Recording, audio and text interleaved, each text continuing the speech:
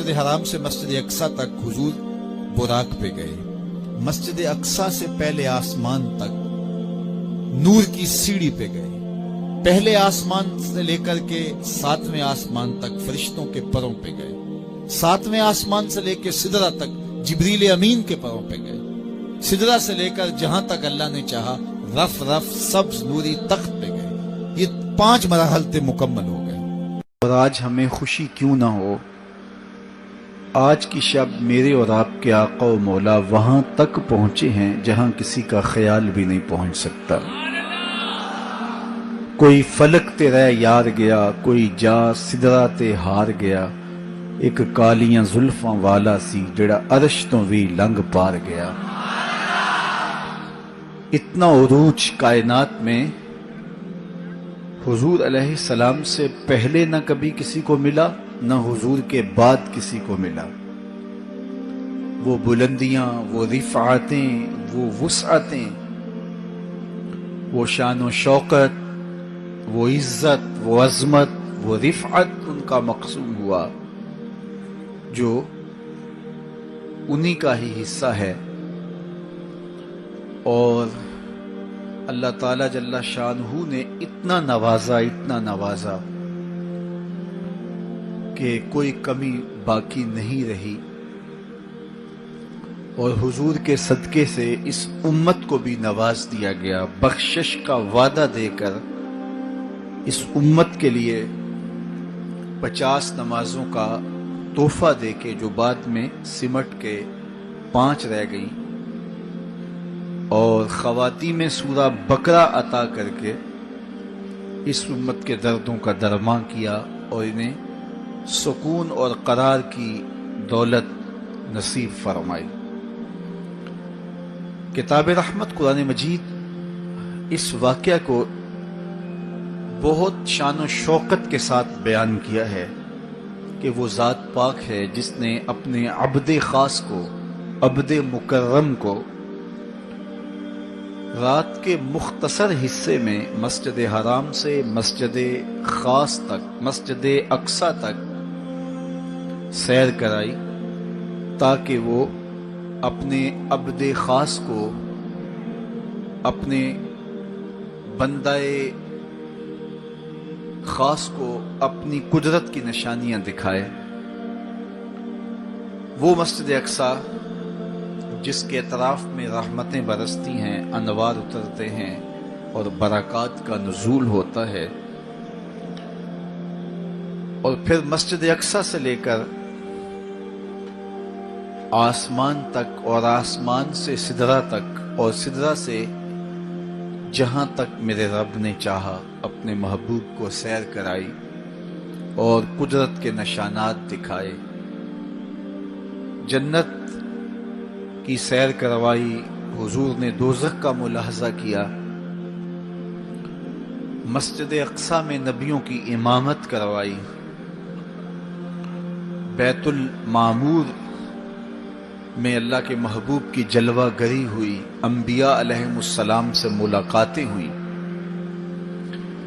اور سب سے بڑھ کر اللہ نے اپنے محبوب کو اپنا دیدار عطا فرمایا.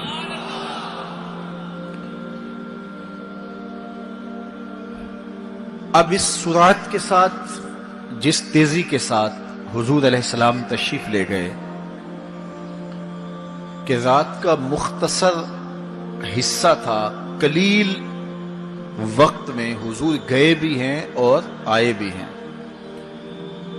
اور یہ ایک بہت بڑا امتحان تھا لوگوں کے لیے.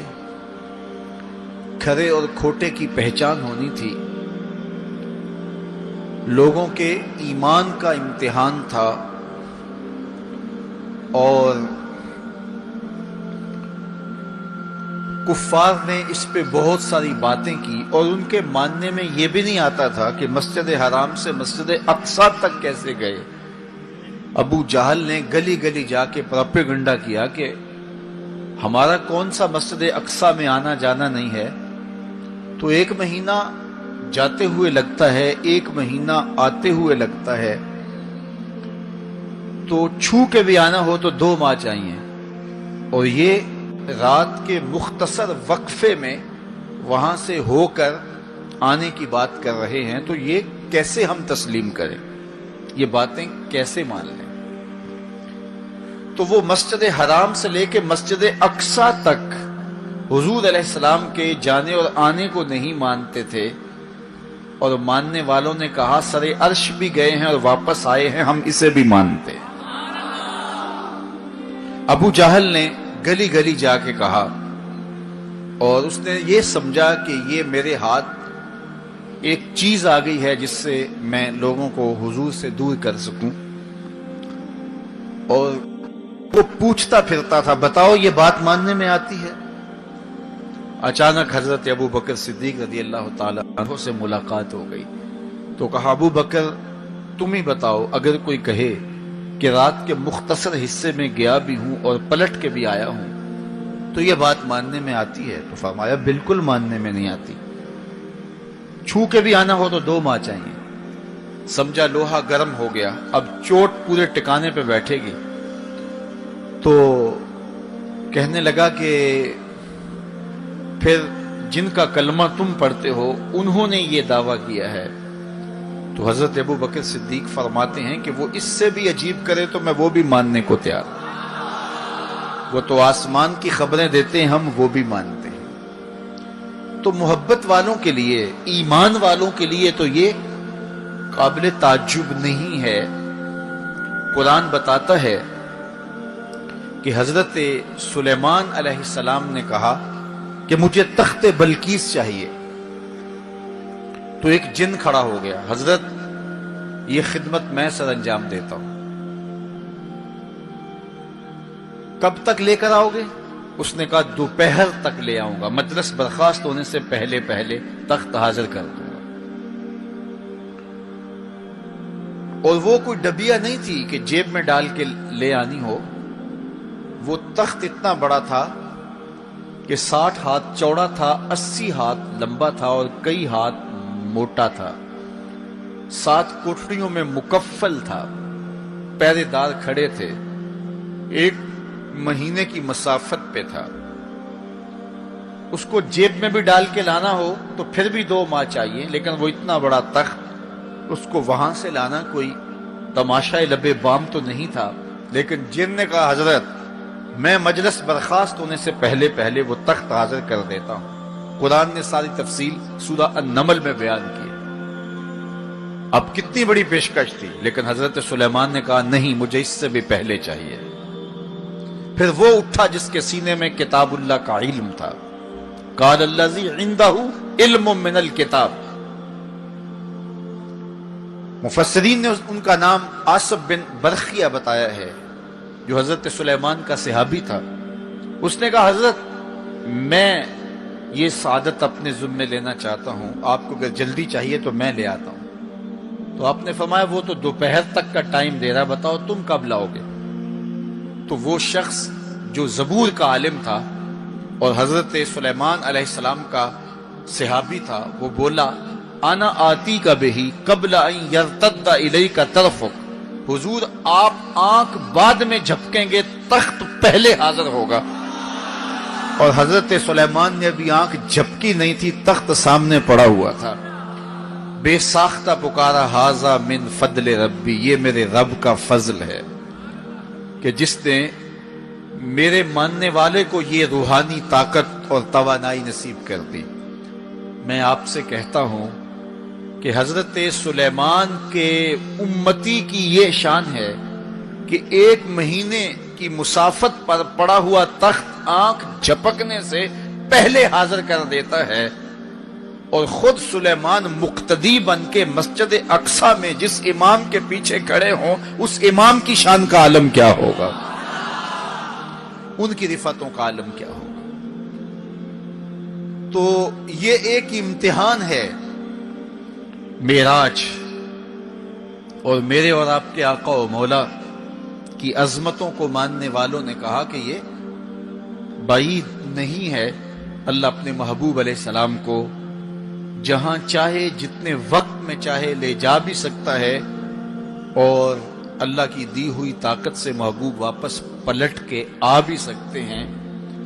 لوگوں نے یہ کہا کہ جسم اتنی سرعت کے ساتھ اگر محو سفر ہو تو تحلیل ہو جائے، تو میاں تخت سلیمان تحلیل نہیں ہوا، اور یہ حضرت سلیمان کے مقتدی کی تخت بلقیس جو ہے وہ تحلیل نہیں ہوا، اور یہ حضرت سلیمان کے مقتدی کی روحانی قوتوں کا کرشمہ ہے۔ تو جب ان کے مقتدی کی قوتوں کا یہ کرشمہ ہے تو ان کے امام کی طاقتوں کا عالم کیا ہوگا اور رفتوں کا عالم کیا ہوگا۔ باقی یہ دعویٰ میرے رب کا ہے، سبحان الذی اسری بعبد، وہ ذات پاک ہے جس نے اپنے عبد خاص کو سیر کرائی۔ اور پھر دنیا ورطہ حیرت میں ہے کہ اتنے مختصر حصے میں، اتنے قلیل وقت میں کیسے گئے اور کیسے پلٹ کے آئے۔ اور میرے رب نے کہا کہ سن لو، یہ میرے محبوب کا سفر نہیں ہے، یہ میرے محبوب کی سیر ہے۔ سبحان الذی اسری، یہ میرے محبوب کا سفر نہیں ہے، یہ میرے محبوب کی سیر ہے۔ اور آپ جانتے ہیں سفر اور سیر میں فرق، سفر تیزی کے ساتھ کیا جاتا ہے۔ میں اب جو فاصلہ طے کر کے آیا ہوں، تو اگر میں سیر کی غرض سے یہاں آتا تو مجھے 2 گھنٹے لگتے، اور اگر میں گاڑی پہ بھی آتا تو پھر بھی مجھے کم از کم پونا گھنٹہ چاہیے تھا، لیکن میں 15-20 منٹ میں یہاں پہنچنے کی کوشش کی ہے، کیونکہ میری نگاہ میں ایک تھا کہ میں نے دیے گئے وقت کے مطابق یہاں پہنچنا ہے۔ وہ تو باہر بے تحاشا رش نہ ہوتا تو میں وقت سے 5 منٹ پہلے ہی پہنچ پاتا۔ تو میں دائیں بائیں سے بے نیاز ہو کے اپنی منزل پہ نگاہیں گاڑے ہوئے سرپٹ دوڑ رہا تھا اور یہاں تک آ پہنچا۔ لیکن سیر جو ہوتی ہے اس میں ہر منظر پہ رکا جاتا ہے، ٹھہرا جاتا ہے، کوئی نظارہ ہو تو اس سے لطف اندوز ہوا جاتا ہے۔ اب اتنی سرعت کے ساتھ گئے اور واپس پلٹ کے آئے، میرا رب کہتا ہے یہ میرے محبوب کا سفر نہیں تھا، یہ میرے محبوب کی سیر تھی۔ کیا سمجھو گے میرے محبوب کو جس کی سیر تمہاری سمجھ میں نہیں آتی؟ اگر وہ سفر کرے تو پھر کیسے سمجھو گے؟ یہ تو ابھی سیر ہے اور تم ورطہ حیرت میں ہو، کیسے گئے کیسے آئے۔ عقل والے کہتے ہیں کہ زمین، سطح زمین سے لے کر 44 میل تک ہوا ہے، اس کے بعد کرۂ خلا ہے، پھر کرۂ زمہریر ہے، پھر کرۂ نار ہے، پھر آسمان میں خرق و التیام ممکن نہیں، جسم کا صعود ممکن نہیں ہے، آسمان میں دروازے نہیں ہیں، آسمان ٹوٹ نہیں سکتا، پھٹ نہیں سکتا، تو کیسے کوئی آسمان سے گزر سکتا ہے؟ تو کیسے چلے گئے؟ ہم کہتے ہیں کہ حضرت آدم ماں حضرت حوا کے کیسے آئے؟ یہ رکاوٹیں ان کے راستے میں بھی تو تھیں۔ حضرت عیسیٰ علیہ السلام کے بارے میں ہمارا عقیدہ ہے کہ وہ پھانسی نہیں دیے گئے، سولی نہیں چڑھائے گئے، بلکہ اللہ نے ان کو آسمان پہ اٹھا لیا۔ تو یہ رکاوٹیں تو ان کے راستے میں بھی آئی ہوں گی، تو وہ کیسے چلے گئے؟ جب حضرت عیسیٰ جا سکتے ہیں، حضرت آدم آ سکتے ہیں، تو میرا نبی جا بھی سکتا ہے، میرا نبی آ بھی سکتا ہے۔ فرق یہ ہے ابھی تک جو گیا ہے پلٹ کے آیا نہیں، جو آیا ہے ابھی تک پلٹ کے گیا نہیں۔ میرے نبی گئے بھی ہیں، میرے نبی آئے بھی۔ سی راز میراج محبتاں دا نہیں سی کسے دی سمجھ وچ آن والا، سدیا طالب تے گیا مطلوب ہوتے، جبرائیل سی صد لے جان والا، بازے آخ دے بن دروازیاں تو کیویں پہنچیا عرش تے جان والا، ابر عقل نو ایتھے دخل کیے، جانے جان والا یا لے جان والا۔ یہ میرے رب کا دعویٰ ہے، اپنے محبوب کو سیر میں نے کروائی۔ تو کائنات میں جن رفعتوں تک، جن بلندیوں تک میرے حضور پہنچے، اچھا سیر کروائی کیوں؟ تو کہا کہ میں اپنے عجائب قدرت کی نشانیاں اپنے عبد خاص کو، عبد منیب کو، عبد مختار کو، عبد مکرم کو دکھانا چاہتا ہوں۔ اور پھر اللہ جل شانہ نے اپنے محبوب کو اتنی نشانیاں دکھائیں جن کا تعلق دیکھنے سے بھی تھا، جن کا تعلق وجدان سے بھی تھا، محسوسات سے بھی تھا، سننے سے بھی تھا۔ کبھی حضور علیہ الصلوۃ والسلام جنت کی خوشبو سونگھتے ہیں، نظاروں کی وادی دیکھتے ہیں، اور جنت کے محلات کو حضور ملاحظہ فرماتے ہیں، اور کبھی دوزخ کے اندر عذابوں میں مبتلا لوگوں کو حضور علیہ الصلوۃ والسلام دیکھتے ہیں، اور پھر اپنی امت کو بیان بھی فرمایا تاکہ وہ ان اعمال بد سے بچ جائیں جو جہنم میں لے جانے کا سبب اور ذریعہ ہے۔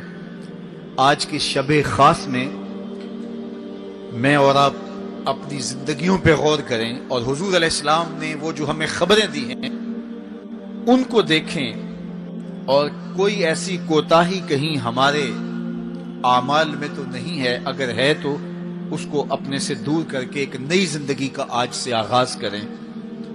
حضور علیہ الصلوۃ والسلام نے فرمایا کہ میں نے کچھ لوگوں کو دیکھا کہ پتھروں سے ان کے سر کچلے جا رہے ہیں، اور پتھروں سے کچلنے کی وجہ سے ان لوگوں کے سر کیمے کی طرح ہو جاتے، کوٹ دیے جاتے ہیں پتھروں سے، لیکن تھوڑی دیر کے بعد پھر صحیح ہو جاتے ہیں، لیکن پھر دوبارہ ان کے سر کچلے جاتے۔ تو میں نے پوچھا جبریل یہ کون لوگ ہیں؟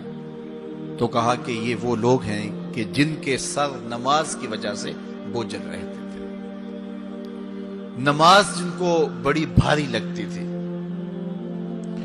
کئی لوگوں کو نماز کا کہیں تو وہ 100 بہانے کرتے ہیں، اور ایک بہانہ تو ہر بے نمازی کرتا ہے، میرے کپڑے پاک نہیں ہیں۔ میرے والد گرامی فرمایا کرتے تھے تیرے کپڑے کیسے پاک ہو سکتے ہیں جب تو اللہ کے حضور جھکنا نہیں جانتا؟ جب اس کے حضور جھکنا سیکھ جائے گا تیرا لباس بھی پاک ہو جائے گا، تیرا بدن بھی پاک ہو جائے گا، تیرا تن بھی پاک ہو جائے گا، تیرا من بھی پاک ہو جائے گا۔ تو 100 بہانے، تو ان کے سر نماز کی وجہ سے بوجھل ہو جاتے، اذان کی آواز سنتے اور پھر دوبارہ سرہانے پہ سر ڈال دیتے اور اٹھنے کی ہمت نہ پڑتی۔ حیا علی الصلاۃ حیا علی الفلاح کی دل فریب صدائیں کانوں میں پڑتی۔ تو ان کے سر نماز کی وجہ سے بوجھل ہوتے تھے، اور آج ان کے سر پتھروں سے کوٹے جا رہے ہیں۔ اس پورے اجتماع میں جو اس گراؤنڈ کے کناروں تک ہے، اور باہر گلی میں بھی اس لاؤڈ سپیکر کے ذریعے سے، بازار میں بھی، سڑک پر بھی آوازیں پہنچ رہی ہوں گی، تو آپ سب اور میں غور کریں کہ ہماری زندگی میں کہیں نماز سے کوتاہی تو نہیں ہے۔ اور یہ بھی سن لیجئے کہ یہ معراج کا تحفہ خاص ہے جو حضور لے کر آئے۔ معراج کی شب جب حضور وہاں پہنچے، جب کسی کا تصور بھی نہیں پہنچ سکتا، تو اللہ نے اپنے محبوب علیہ السلام کو جو عطا کیا اس میں خواتین میں سورہ بقرہ تھی۔ سورہ بقرہ کی آخری آیات عطا کی گئی، امت کے ساتھ بخشش کا وعدہ کیا گیا اگر وہ شرک نہیں کرتی، اور جو سب سے اہم شے وہ یہ کہ 50 نمازوں کا تحفہ دیا گیا۔ آقا کریم علیہ السلام 50 نمازوں کا ہدیہ اور تحفہ لے کر کے واپس پلٹے۔ چھٹے آسمان پہ حضرت موسیٰ علیہ السلام سے ملاقات ہوئی، اور انہوں نے کہا کہ میں بنی اسرائیل کا تجربہ رکھتا ہوں، اور امتوں کا گہرا تجربہ رکھنے کی وجہ سے میں آپ سے عرض کرتا ہوں کہ آپ اللہ کی بارگاہ میں جائیے اور نمازوں میں تخفیف کی درخواست پیش کیجیے، یہ 50 نمازیں نہیں پڑھ پائیں گے۔ تو حضرت موسیٰ علیہ السلام کے کہنے پہ حضور دوبارہ بارگاہ عزدی میں حاضر ہوئے اور عرض کی، تو 5 نمازوں کی رخصت ہو گئی، 45 رہ گئی، تو واپس پلٹے تو حضرت موسیٰ علیہ السلام نے پھر کہا کہ یہ 45 بھی نہیں پڑھ سکیں گے، آپ اللہ کی بارگاہ میں دوبارہ تخفیف کی درخواست پیش کیجیے۔ تو حضور دوبارہ جاتے، پھر آئے، پھر انہوں نے کہا، 9 مرتبہ واپس بھیجا، اور 50 سے 5 نمازیں رہ گئیں۔ جب 5 نمازیں لے کے حضور واپس آ رہے تھے تو حضرت موسیٰ پھر ملے، اور انہوں نے ایک بار پھر کہا، ایک بار اور جائیے۔ اب عادت باری کیا ہے، ہر بار درخواست کرنے سے 5 نمازوں کی رخصت ملتی ہے، اب رہ ہی 5 گئی ہیں، تو عادت باری کے مطابق اب یہ 5 بھی معاف ہو جائیں گی۔ تو حضور نے فرمایا، مجھے رب سے شرم آتی، رب سے حیا آتی، امت سے توقع کی کہ یہ امت اتنی نکمی تو نہیں ہے کہ 5 نمازیں بھی نہ پڑھے. تو میرے اور آپ سے یہ ہمارے آقا و مولا کی توقع تھی کہ ہم 5 نمازیں ادا کریں، اور یہ 5 نمازیں ہمیں ثواب 50 کا عطا کریں گے. لا تبدیل لکلمات اللہ، اللہ کی باتیں تبدیل نہیں ہوتی. بظاہر یہاں 9 مرتبہ تبدیلی آئی ہے، لیکن اللہ نے ایک ضابطہ دیا، من جاء بالحسنۃ فلہ عشر امثالھا، جو ایک نیکی کرے 10 کا ثواب دیتا ہوں، پڑھو گے 5 ثواب 50 کا عطا کروں گا، چونکہ اللہ کی باتیں تبدیل نہیں ہوتی. تو یہ 5 نمازیں تحفہ معراج ہیں جو حضور لے کر کے آئے ہیں. اسی لیے الصلاۃ معراج المومنین کہا گیا کہ معراج اہل ایمان کے لیے، نماز اہل ایمان کے لیے معراج ہے. حضور کا معراج تو یہ کہ رخ مالک سے پردے اٹھے اور دیدار الہی کیا، اور وہاں تک پہنچے جہاں کسی کا تصور بھی نہیں پہنچ سکتا. لیکن اس امت کے لیے معراج یہ ہے کہ جب وہ پیشانی سجدے میں رکھ کے سبحان ربی الاعلیٰ کہتی ہے، اتنی رحمتیں برستی ہیں کہ اگر لوگوں کو پتا چل جائے کہ ہم جب سجدے میں ہوتے ہیں تو کتنی رحمتیں برستی ہیں، تو وہ سجدے سے ساری نہ اٹھائیں. اتنی رحمتوں کا نزول ہوتا ہے. اس لیے اس امت کا معراج یہ ہے کہ یہ 5 گانا نماز شعار زندگی بنا لے، کبھی بھی نماز قضا نہ ہونے دے. اپنی زندگی میں نمازوں کو اس طرح شامل کرے کہ نماز کا وقت آئے تو بے چینی ہو کہ نماز کی ادائیگی ہو، اور ایک نماز کے بعد دوسری نماز کا انتظار کرنے لگ جائیں. میرے اور آپ کے آقا و مولا نے فرمایا، مجھے تمہاری دنیا سے صرف 3 چیزیں پسند ہے. حبب الی من دنیاکم ثلاث، تمہاری دنیا سے صرف 3 چیزیں پسند ہے: خوشبو، پاکیزہ عورتیں، اور میری آنکھوں کی ٹھنڈک نماز میں رکھی گئی. حضور نماز کو آنکھوں کی ٹھنڈک قرار دیں، اور فرمایا بلال حبشی کو جب اذان کے لیے کہتے تو یہ فرماتے، ارحنا یا بلال، بلال اٹھو اور ہمارے سینے کو راحت پہنچا دو. تو نماز سے حضور کے قلب کو، حضور کے سینے کو راحت پہنچتی تھی. میں اور آپ جتنے لوگ یہاں آئے ہیں، اور جس ہجوم کے ساتھ، جس شوق کے ساتھ، جس ولولے کے ساتھ اور جس محبت کے ساتھ آئے ہیں، یقیناً آپ اور میں حضور کو راضی کرنے آئے ہیں، اپنے رب کو راضی کرنے آئے ہیں، آقائے دو عالم کی رضا کے حصول کے لیے ہم آئے ہیں. تو حضور کی رضا کے طالب بن کے آج کے اس اجتماع میں آنے والوں، اگر تم چاہتے ہو کہ حضور ہم سے راضی ہو جائیں، تو اگر بدقسمتی سے کوئی بے نمازی ہے تو آج عزم کر کے جائے کہ آج کے بعد نماز نہیں چھوڑوں گا، اللہ کے رسول راضی ہو جائیں گے انشاءاللہ. چونکہ حضور نے نماز کو اپنی آنکھوں کی ٹھنڈک قرار دیا ہے، اپنے دل کا قرار نماز کو قرار دیا. ارحنا یا بلال، بلال ہمیں راحت پہنچا دو اذان دے کے. تو یہ حضور کے لیے راحت کا سبب تھا. تو 5 گانا نماز شعار زندگی رکھیں، اور جنہیں نماز نصیب ہے وہ یہ سمجھیں کہ نماز معراج المومنین ہے، تو پھر ہمیں سجدے میں اس کی لذت کیوں نصیب نہیں ہوتی. تو وہ اپنے خیالات کو قابو میں کریں، اپنی نماز میں یکسو ہو جائیں.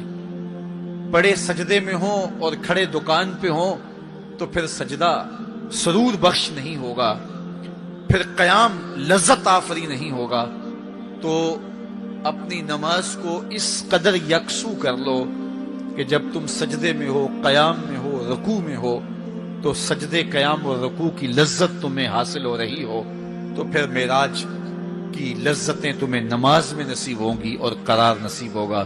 تو کہا میں نے کچھ لوگوں کو دیکھا کہ ان کے سر کوٹے جا رہے ہیں، اور میں نے پوچھا یہ کون لوگ ہیں؟ تو کہا یہ وہ لوگ ہیں کہ جو نماز نہیں پڑھا کرتے تھے، جن کے سر نماز سے بوجھل رہتے تھے. پھر کچھ لوگوں کو دیکھا معراج کی شب، فرماتے ہیں کہ ان کے آگے اور پیچھے چیتھڑے بندھے ہوئے ہیں، اور وہ کانٹے دار جھاڑیاں تھوہر کھا رہے ہیں، کڑوی جھاڑیاں کھا رہے ہیں، اور گرم پتھر چاٹ رہے ہیں اور کھا رہے ہیں. تو میں نے پوچھا کہ یہ کون بد نصیب لوگ ہیں؟ تو کہا یہ وہ لوگ ہیں جو اپنے مال کا صدقہ نہیں دیا کرتے تھے، مال کی زکوٰۃ نہ ادا کرنے والے، سخت عذاب میں مبتلا ہوں گے اور اللہ کے قہر و غضب کا شکار ہوں گے۔